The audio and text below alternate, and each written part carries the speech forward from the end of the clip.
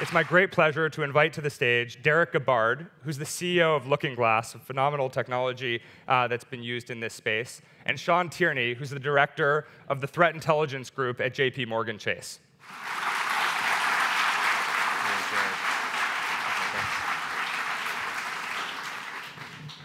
So I'm Derek Gabbard, as Jared said. I'm the CEO of a technology company focused on cyber intelligence and intelligence analysis. And this is Sean. He'll introduce himself in a second. Look behind me. And I'm the director of cyber threat intelligence for JP Chase. Companies like ours look at internet activity. We look at malicious actions, that sort of thing, in order to protect our customers, our employees, our companies, and the general population. Protect their money, protect what's going on from this various malicious activity, that sort of thing. Some of the tactics that we use to do this is that we look for hotspots or centers of gravity where malicious attacks and various other illicit activity is going on. We also attempt to follow the electronic money movement related to cybercrime. Now, money can move electronically in a number of means.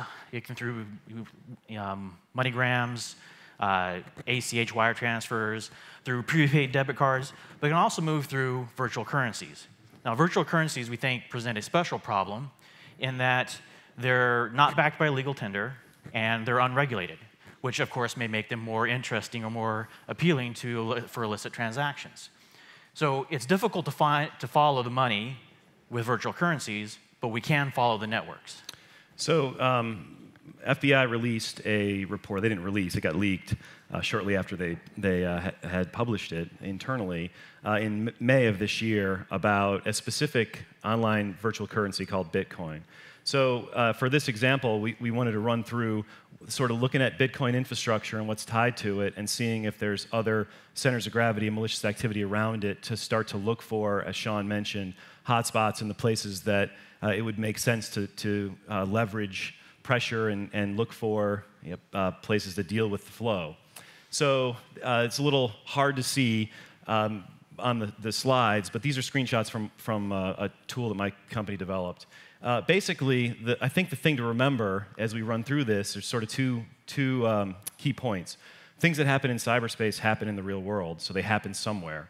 And things that happen in the real world can also happen in cyberspace. The money laundering issue happening in cyberspace is an example of that. Here's an example of things that happen in cyberspace happening in the real world. So this is, I looked up the primary trading location for Bitcoin, and it is hosted out of a service provider that is based in Miami. So in building out a view of this service provider, you start to see that those tags on the lower bottom right of the screen are illicit activity that we've also tracked from a variety of sources. We have about 100 intelligence sources telling us where bad things happen on the internet. They're happening in this particular ISP, this particular hosting provider, at a pretty high rate.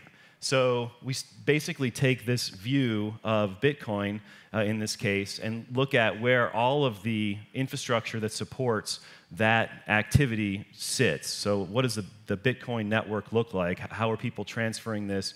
Where does it actually take place? It takes place in 5 main service providers around the world.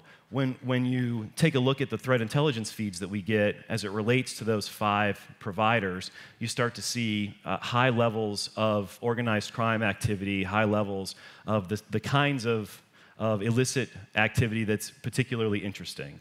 So when you add it all up, this Bitcoin infrastructure has 5,000 threat feed tags that we've processed. It has over 1,000 pieces of malware that's associated with just those 5 networks. So these are 5 not very large networks on the internet that have a preponderance, a very high percentage of bad activity around them. So potential illicit network activity, potential money laundering, co-located with organized crime. It's not a far cry to understand that that's the case.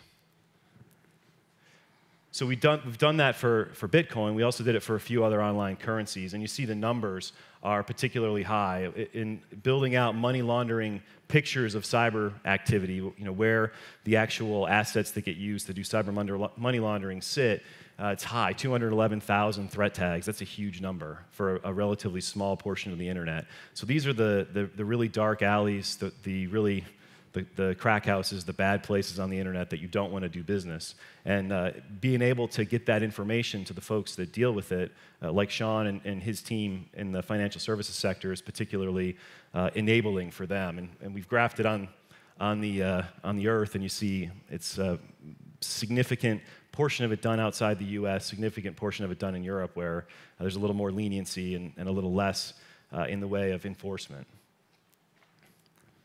Here's your... So our takeaways from this, what we would ask of you is that, as Derek was saying, there is a nexus between the cyber and the physical world. So when you are... okay, so it's not rendering quite so well, but we'd ask that you coordinate simultaneous activities against cyber and physical forums, right? So when you're going after one, go after the other one. Pressure cyber infrastructure providers to clean up, right? So we know that these are hosted somewhere, as Derek was saying. And then with anti-money laundering, that's an area of regulation that's needed for virtual currencies. So basically, the takeaway is there's bad, dark alleys on the internet, and if you know where those are and start to ask questions about them, it's our supposition that you'll start to see significant illicit network activity focused around those and points for pressure and leverage. So with that, we're off. Thank you. Thanks.